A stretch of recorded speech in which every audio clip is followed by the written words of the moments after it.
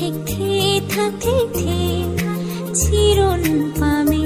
ani ning ing sam se iklo long tu kang nek tan ni ta duun e nang ni dung le velo te do ta duun e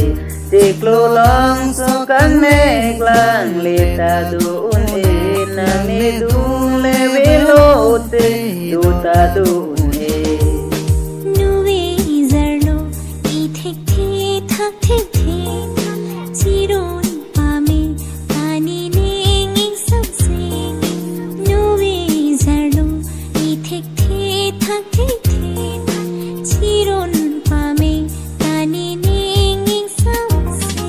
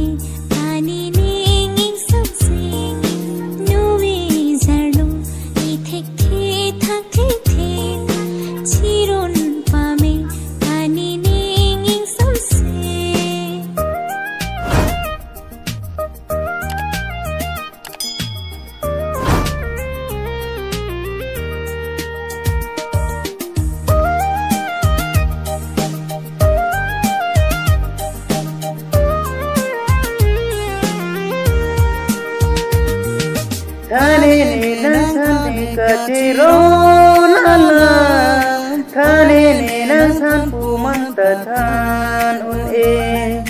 Thani ni nang thani katiron Allah Thani ni nang than pu man ta than un e